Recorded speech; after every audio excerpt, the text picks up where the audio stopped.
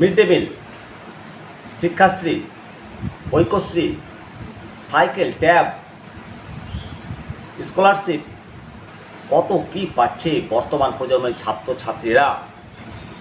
তা সত্ত্বেও 100% প্রেজেন্ট নেই বিদ্যালয়ে। আগে তো ছাত্রছাত্রী বেশ ভালোই আসতো, দিন দিন বিদ্যালয়ে ছাত্রছাত্রীর উপস্থিতি কম কেন? এই প্রসঙ্গে নানামুনির নানা মত রয়েছে। তবে আসলে কি জানেন তো, না চেয়ে না এসেই যদি এত কিছু পাওয়া যায় তাহলে আসবে কেন? ধরুন আপনি যদি না খেটে টাকা পেয়ে যান, রোজগার করবেন কি? করবেন না। তাই এই যুগের ছেলেমেয়েরা 100% বিদ্যালয়ে আসছে না, টানা যাচ্ছে না এদেরকে। আসলে ফ্রিতে বই, খাতা, মিড ডে মিল, ভালো ভালো খাবার, ট্যাব, কন্যাশ্রী, স্কলারশিপ এত কিছু পাচ্ছে, তাই ভোলানো গেল না, কিছুতেই ভোলানো গেল না ছাত্রছাত্রীদের। প্রতিদিন স্কুলে আসবে, সেটা পারা যাচ্ছে না। আর সেটাই মাথা ব্যথার কারণ। সমস্ত শিক্ষকদের, সমস্ত অধ্যাপকদের ছাত্রছাত্রীদের নিয়মিত অ্যাবসেন্ট। এই অ্যাবসেন্টটা আগে ছিল নিয়মিত প্রেজেন্ট। যতদিন যাচ্ছে বিভিন্ন উপহার, উপটোকন দেওয়া, আর পরীক্ষার দিনগুলোতে একেবারে বেশ 100% উপস্থিত, আর বিশেষ বিশেষ দিনগুলোতে 100% উপস্থিত। তারপরে আবার যেই কাজ সেই অ্যাবসেন্ট অ্যাবসেন্ট অ্যাবসেন্ট। আসলে সব যদি না চাইতে পাওয়া যায়, সেটাই হয়তো বুঝতে শিখেছে বর্তমান প্রজন্মের স্কুল কলেজ যে ছাত্রছাত্রীরা। সব কিছু যেন এখনকার সময়ে সস্তা এবং মূল্যহীন হয়ে যাচ্ছে। বর্তমানে কেন্দ্র সরকার, রাজ্য সরকারের বেশ জনমুখী প্রকল্প, এবং এই জনমুখী প্রকল্পগুলো জাতীয় এবং আন্তর্জাতিক স্তরে বেশ প্রশংসিত। আবার একই সঙ্গে এই জনমুখী প্রকল্প সবার জন্য একেবারে খোলা, আর এতেই অর্থনৈতিক ব্যয়ভার মানে বহন করতে গিয়ে রাজ্য কেন্দ্র দুজনে হিমশিম খাচ্ছে। তবে এগুলো দরকার আছে,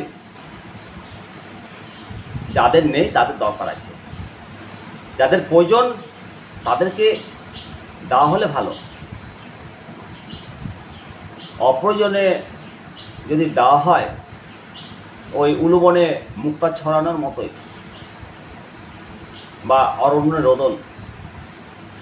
যাদের দরকার তাদেরকে ডবল দেওয়া হোক, দ্বিগুণ দেওয়া হোক, ক্ষতি কি? কিন্তু যাদের দরকার নেই সবাইকে দেওয়ার ফলে বাজারে হাত দেওয়া যায় না। একবারে হাত দিতে গেলে ছ্যাঁক লাগছে, পকেট পুড়ে যাচ্ছে। বর্তমানে যে সমস্ত জনকল্যাণমুখী প্রকল্প বলে পরিচিত, যেমন একেবারে ফ্রিতে রেশন, আরও 5 বছর ফ্রিতে দেবে কেন্দ্র সরকার, বাজেটে বলেছে। তাহলে এই ফ্রিতে রেশন যদি দেখা যায়, রেশনের দোকানে গিয়ে রেশনটা পুরোটাই বিক্রি করে দেয়, 40% মানুষ ডিলারের কাছ থেকে নগদ টাকায় মাল বিক্রি করে খাসখাস করে টাকাগুলো গনে নিচ্ছে। তাহলে এই দেওয়ার দরকার কি? যাদের খাদ্যগুলো দরকার হয় না, শুধু টাকার দরকার, খাদ্যগুলো দেওয়ার দরকার কি? আবার এই লক্ষ্মী ভাণ্ডার প্রকল্প সমস্ত মহিলারাই পায়, তবে খুব ভালো প্রকল্প। অবশ্যই যদি ভালো করে দেখা যায় যে 50% মহিলার যে পারিবারিক আয় ভালো, বেশ ভালো, তাই সবাইকে না দিয়ে যাদের দরকার তাদেরকে ডবল দিলে তো ভালো হয়, দ্বিগুণ করা হোক। বর্তমানে দেখবেন যে 95% ছাত্রছাত্রী যে সবুজ সাথী প্রকল্পের সাইকেলগুলো পায়, তাদের মধ্যে প্রায় 20 থেকে 30% সাইকেল একেবারে নগদ টাকায় ছেড়ে দেয়। তাহলে এদের দিয়ে লাভ কি? যাদের দরকার তাদেরকে আরও ভালো সাইকেল দেওয়া হোক, যাদের দরকার নেই তাদের দেওয়ার কি দরকার? কন্যাশ্রী প্রকল্পের যে 25,000 টাকা দেওয়া হয়, অনেকেরই দরকার নেই, পারিবারিক আয় বেশ ভালো, যাদের দরকার তাদেরকে ডবল টাকা দেওয়া হয়, তো ভালো। আবার ক্লাস 12-এর জন্য যে 10,000 টাকা ট্যাব দেওয়া হয়, তাও সবার দরকার নেই, আগে থেকেই আছে 20 থেকে 25-30%-এর মতো, এবং অলরেডি বেশ দামি দামি মোবাইল ট্যাব ব্যবহার করতে এরা অভ্যস্ত। তাই এরা যদি নিতান্তই দেওয়ার দরকার হয়, দাও সে সমস্ত একেবারে গরিব পরিবারের ছেলে মেয়েদেরকে। এটা ভাবা দরকার। SC, ST, OBC মাইনরিটির রাজ্য স্তরের বেশ মোটা স্কলারশিপ পান, দেওয়া হোক। কিন্তু যারা বেশ 5-6 প্রজন্মের চাকরি করতে করতে বেশ সম্পন্ন পরিবার, তাদেরকে বোধহয় না দিলেই ভালো হয়, বা দরকার নেই। তাই সামগ্রিকটা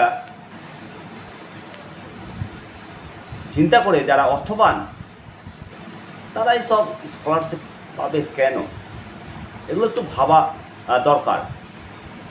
যারা সত্যি সত্যি পিছিয়ে আছে, SC, ST অনর্গল শ্রেণীর ছাত্রছাত্রী, তাদেরকে আরও বেশি সাহায্য করে এগিয়ে নিয়ে যাওয়া হোক। আর সব দিক দিয়ে যদি ভেবে দেখেন যে এই সমস্ত ক্ষেত্রগুলোতে একটু ঝাড়াই বাছাই করাটা দরকার,